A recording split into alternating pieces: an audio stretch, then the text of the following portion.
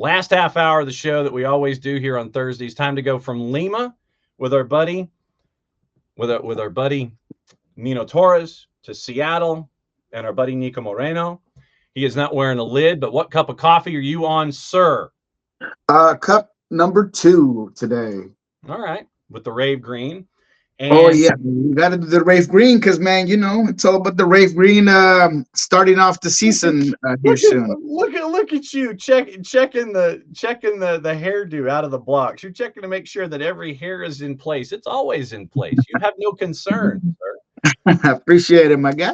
When I was previewing everybody that was going to be on the show this morning, and I discussed you and your normal Thursday spot, as we do Thursdays with Niko, you have been very, very high on Pedro de LaVega. And I'm just going to go ahead and start the Seattle discussion out of the blocks because I noticed that when you were looking at camp yesterday and such. And so I proposed to our audience that if they were filling out their fantasy teams, that if they were to listen to you, that perhaps Pedro de LaVega should be on their fantasy teams here in 2025. Was I wrong in that assessment, considering where you were coming from with your observations? Yes, I think that there is a very good chance that Pedro de La Vega can probably be a guy that you get on the cheap side as well. If we're using the MLS fantasy standard, right? You need to get that 100 mil that you get to put your team together. Yeah, I think that he's going to be a guy that might start off on the cheaper side because right now, there are some question marks about how much play time he's going to get under the formation with 3 in the back specifically. But with Albert Rusnak's injury right now, he might be able to show some things that might make it difficult to get him out of the lineup, right? Because first game's in Antigua. It's coming up. I don't foresee Albert playing that game. So if he shows up the way I think he's going to show up, he might be something of conversation, and he might make Brian go back to the 4-2-3-1 where he's a Sharpie on starter, right? So specifically about his play, specifically about what I've seen, that's already 2 90-minute games in preseason that we've seen him in. Yesterday, I thought it was remarkable that after 2 goals, a bicycle kick that gets saved and eventually deflects to Yemer Gomez Andrade for one of the goals. A Rabona just being a menace throughout the whole game. The whistle of the 90 minutes goes off, and Pedro de La Vega's upset. Oh, man, come on. Oh, wanted more. You could tell that the guy was just, hungry, ready. I mean, he's upset because the game is over and they're up 4-0. He has this unbelievable game, but he just feels like he has this need to just put it out there, right? So all around, I've heard great things from Pedro de La Vega. He's a guy that has been a standout, that in Marbella camp, where there's, a ton of scouts from different teams looking at various preseason teams and checking out who's there. He was always the guy that people were asking about, right? I mean, he's a guy that has those qualities on the ball that I think no one else in the team has. Not to that quality. I think Georgie can be very difficult to guard and can be really good on the one-on-one, but the things that Pedro does, man, and now that I feel like he's starting to play more free and more to his instinct. Like I said, the Rabona that I actually missed it. Jeremiah O'Shannon was the one who told me, "Did you see that Rabona?" I was like, "Nah," but he, said it was in the end line. He needed to get across. He does a Rabona. It doesn't come up to anything, but that little flair, those little things, combined with how good he's been physically, tell me that he's going to have a breakout season, man, and he's going to force himself into a lineup. And you usually don't think that a young BP would have to do that, but when he's had the struggles that he had last year, I could understand the coaching staff maybe wanted to take it easy and maybe just kind of settle him into 2025. But man, he's like a speeding bullet right now. He's just off the chambers and on his way, taking no prisoners. I mean, I'm telling you, yesterday's game, whether you want to, put the caveat that it was Louisville City, that, it's a team that, is also in a preseason rhythm and form. That's all right. But when it comes to the idea, the effort, the engagement, the creativity, the finishing touches, the technical components, man, it's all there, and he's making me excited, man. So yes, he is a guy that you want on your fantasy team this season. Well, and you mentioned the rough year that he had last year. And I would imagine that this is probably one of the early challenges for Brian Schmetzer and the coaching staff. It's like, we know you're 100%. We know that you want to do X, Y, and Z out of the block. But because of last year, just take it easy and lean into it. We know you're type A plus. We know that you want to go at it at 9,000 miles an hour. But patience, grasshopper. Everything comes in due time. Just, let it lay out and everything will be happy. I would imagine the idea of putting a governor on and just kind of controlling De La Vega a little bit is probably going to be an early challenge, because he's going to want to go 100 miles an hour, and Schmetzer and the staff are going to be like, it's a 34-game schedule plus other things. We need you for the whole thing. You don't have to go out of the blocks so fast. Yeah, absolutely. And it will be one of those situations where I think not just him, but everybody in this squad, when we're talking about probably one of the deepest, if not the deepest, Sounders team that I've covered since I started doing this. I think Ferreira is going to be a guy that's going to be a rotational guy at times, or at least they're going to manage some of his games.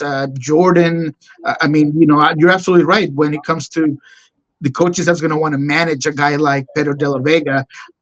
But again, if he goes to work the way he's been going to work, he's going to force himself into more minutes, more play time, being more of a consistent player in that formation. Whether that ends up being reflected statistically, I'm very confident that it will be. But in his positioning and things like that, it could vary. But man, I just think that with how aggressive the Sounders have been, how many numbers they're committing forward, and how he's one of those guys that's crashing the box every single time. I mean, two of the goals yesterday, he's just closing in and crashing the box, right? Once a very good cross by Paul Arriola. The other one is a corner from Jesus Ferreira, or a free kick from Jesus Ferreira. And he's just in the right place at the right time. So whether there will be some of that managing him, I think that the guy is out for something to prove. And he is in the best shape I've seen him in, of course, since he arrived here in Seattle. Okay, so just for full disclosure, for those who are watching, yes, they are moving the piano. That is for those that watched from the beginning of the show this morning. The piano is getting moved. So if you see activity going on behind me, they're not taking everything away from the set. We've paid all of our bills. It's just that the piano is leaving. So the piano is leaving, and then we're going to get a new piano to replace this one currently that is there. So that's what's going on. So I didn't want people to be alarmed. It's like, dude, they're deconstructing your set. What's going on? No, the piano movers are here early. All right, Western Conference. It is Christian Ramirez was picked up and officially official, and that is from Columbus, $250,000 in Garber bucks, and another $250,000 conditional in 2026. So CRAM officially from Columbus to LAG, since Joveljic went from LAG to Sporting. And so that's kind of where LAG is in trying to fill their parts right now. Shut up. And look, LA Galaxy is a team that, although they've made some changes, I still believe that with the acquisitions that they got, when I look at my rankings right now, and I haven't put them together, they're still top of the West. I still feel like they have enough of a talented group, even with Pencil out 6 to 8 weeks, even with Ricky out for probably a significant amount of time. I think that there is enough there under a system that was very intense, and I think that he's shaped out to be exactly what would exploit and bring out the best out of every player. I think that he can still be that going into 2025. Um, will Christian Ramirez be in every game and every minute guy? No, that's not what you want out of him. But he's a guy that is going to get you double digit goals, is going to get you 3, 4 assists, maybe, right? Because of the way he holds the ball, especially under this formation where he's going to be able to retain it, drop it back to Marcus Royce, or if it's Peck on the side or whoever. I think he's going to have um, a lot of ways to influence the game for this Galaxy team. So I think it's a quality acquisition, especially for that price tag. If you look at forwards in that price tag of any age, right? Any age, there are not many that are as productive and influential as he can be. I think Christian Ramirez's IQ and field awareness is underrated. And man, anytime you have a guy like that, it's just good for business. Yeah, and I think that you're going to end up probably with a little more of an expectation on Peck coming into the 25 season, trying to pick up the slack in the interim. Maybe a little bit more slack has to be picked up by folks like a Diego Fagundes for LAG going forward. You got to figure out where those gaps get filled. And I know there's going to be a lot of pressure on C-Ram, but I also want to see, you mentioned Marco Royce as a part of it, but Royce, Fagundes, more on Peck. And I think that's where LAG might be looking, at least, to take the pressure off of C-Ram to where they're not sitting there going, okay, we need 15 to 18 out of you. Oh, no, 100%. And, whenever Pencil's back, he might be a guy that will play that 9 position where he's played it before. Obviously, very different than Joveljic did it, and very different than Christian can do it. You might see some Miguel Berry in there. I mean, it's just, I think that Greg Vanney knows exactly what he's getting out of Christian Ramirez, and he knows the way he's going to want to use him. That's why I'm high still on the LA Galaxy. And, you see Yoshida right now in the preseason. He's a guy that can have to provide you some goals. He's a guy that's been a leader for that squad. Mattered to Hornet, too, about his contract, but yeah. Yeah. Yeah, well, there you go. But overall, man, I think the Galaxy is still a pretty good team. Yeah, Kevin Baxter was our required reading the other day about Maya Yoshida and his new contract, where Maya was less than happy about it and referred to having to take less to stay at LAG. The longer term of the frame BS, but Maya used the longer version of that particular phrasing. So that was our required reading, was Kevin Baxter's article with Maya Yoshida. Also attached to everything in the Western Conference, big player move, and it has Western Conference and Eastern Conference all attached to it and everything. Lucho Acosta, his discussion is like, where's he going to go? Where's Evander going to go? And so the three-way dance ends up being Evander going independently from Portland to Cincinnati.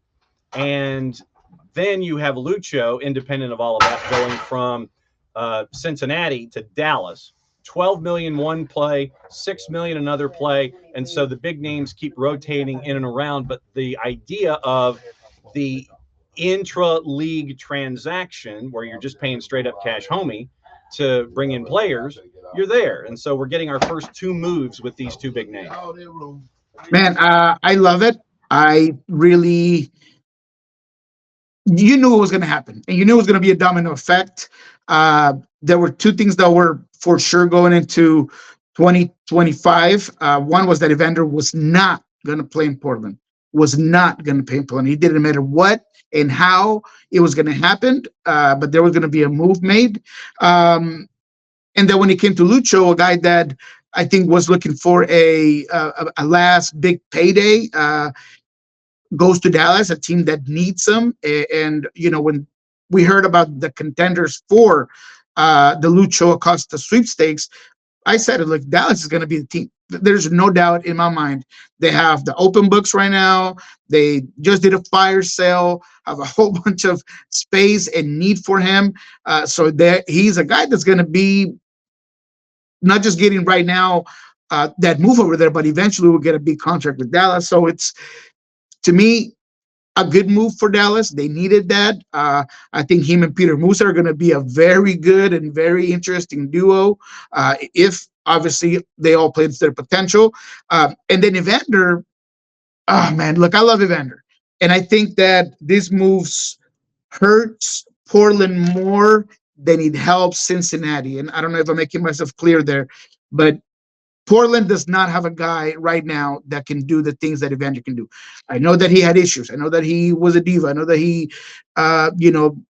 honestly did not want to be there. And that's just tough cookies for Portland because they should have figured that out before they brought him in and gave him all this power. But you go back to last season, a team that was a mess defensively, but it always played to the rhythm that Evander played. If Evander had a good game, Portland had a good game.